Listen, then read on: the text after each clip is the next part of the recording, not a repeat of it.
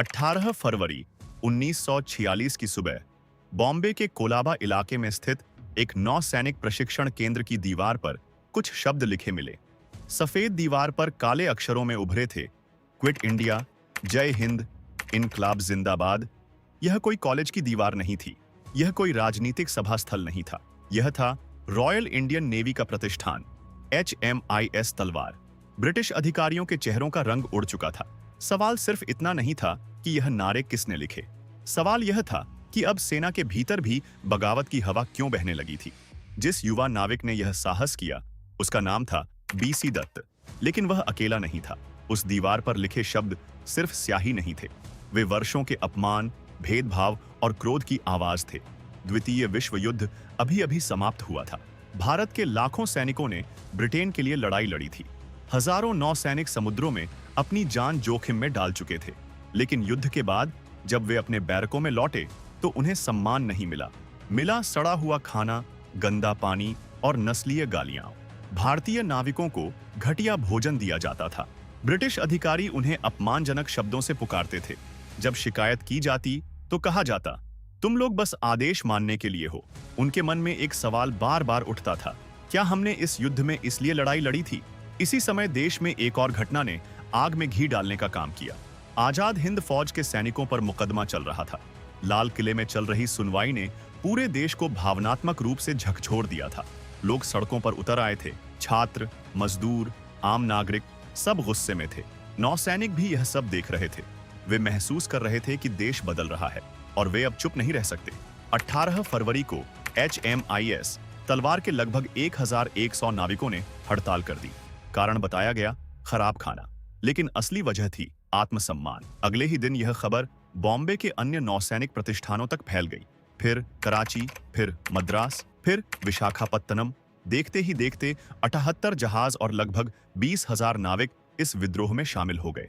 नाविकों ने एक केंद्रीय हड़ताल समिति बनाई। इस समिति में अलग अलग धर्मों और पृष्ठभूमि के लोग थे। यह दृश्य ब्रिटिशों के लिए और भी चिंताजनक था, क्योंकि उस समय देश में सांप्रदायिक तनाव बढ़ रहा था। लेकिन यहाँ नाविक एकजुट थे।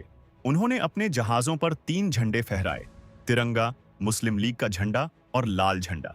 यह प्रतीक था कि उनका संघर्ष किसी एक दल का नहीं, पूरे देश का है। बॉम्बे की सड़कों पर मजदूरों और छात्रों ने समर्थन में हड़ताल कर दी। ट्राम रुक गई, कारखाने बंद हो गए, शहर ठहर गया। ब्रिटिश सरकार ने स्थिति को गंभीर मानते हुए सेना बुला ली। 21 और 22 फरवरी को बॉम्बे में गोलीबारी हुई। सैकड़ों लोग घायल हुए, अनेक मारे गए। कुछ जहाजों पर नाविकों ने तोपों का रुख ब्रिटिश ठिकानों की ओर कर दिया। यह केवल विरोध नहीं था, यह खुली चुनौती थी। कराची में भी टकराव हुआ।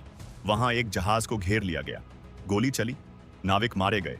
अब यह स्पष्ट था, मामला सिर्फ खराब भोजन का नहीं रहा, यह ब्रिटिश सत्ता के खिलाफ सीधी बगावत थी। लेकिन तभी एक अप्रत्याशित मोड़ आया। राजनीतिक नेतृत्व दुविधा में था। कुछ नेताओं ने अनुशासन बनाए रखने की बात कही। नाविकों से आत्मसमर्पण की अपील की गई। नाविकों को यह कड़वा लगा। वे सोच रहे थे कि क्या वे अकेले रह गए हैं। 23 फरवरी 1946 को केंद्रीय हड़ताल समिति ने आत्मसमर्पण की घोषणा की। विद्रोह औपचारिक रूप से समाप्त हो गया। लेकिन क्या सच में समाप्त हुआ? ब्रिटिश शासक समझ चुके थे कि स्थिति खतरनाक हो चुकी है। यदि सेना और नौसेना के भारतीय जवानों की निष्ठा डगमगा गई तो शासन टिक नहीं पाएगा। 1857 की यादें अभी भी उनके इतिहास में दर्ज थीं। अब 1946 की यह घटना उन्हें संकेत दे रही थी। भारत को अधिक समय तक दबाकर रखना संभव नहीं। विद्रोह के बाद सैकड़ों नाविकों को सेवा से बर्खास्त कर दिया गया। कईयों को भविष्य में फिर से शामिल नहीं किया गया। वे गुमनाम रह गए। लेकिन इतिहास के गंभीर अध्यायों में यह दर्ज है कि 1946 की यह बगावत ब्रिटिश सत्ता के लिए अंतिम चेतावनी थी। कुछ ही महीनों बाद स्वतंत्रता की प्रक्रिया तेज हुई। 15 अगस्त 1947 को भारत आजाद हुआ। जब हम स्वतंत्रता का जश्न मनाते हैं तो हमें उन नाविकों को भी याद करना चाहिए जिन्होंने समुद्र से उठकर साम्राज्य की नींव हिला दी थी। उनकी बगावत भले कुछ दिनों में शांत कर दी गई हो, लेकिन उसका प्रभाव बहुत गहरा था। वह दीवार जिस पर क्विट इंडिया लिखा गया था, सिर्फ एक दीवार नहीं थी। वह उस पीढ़ी की आवाज थी जो अब डरना छोड़ चुकी थी। और जब डर खत्म हो जाता है तो साम्राज्य ज्यादा दिन नहीं टिकते। यह थी 1946 की नौसेना बगावत की कहानी। एक ऐसा विद्रोह जिसने आजादी की अंतिम आहट को तेज कर दिया, जय हिंद।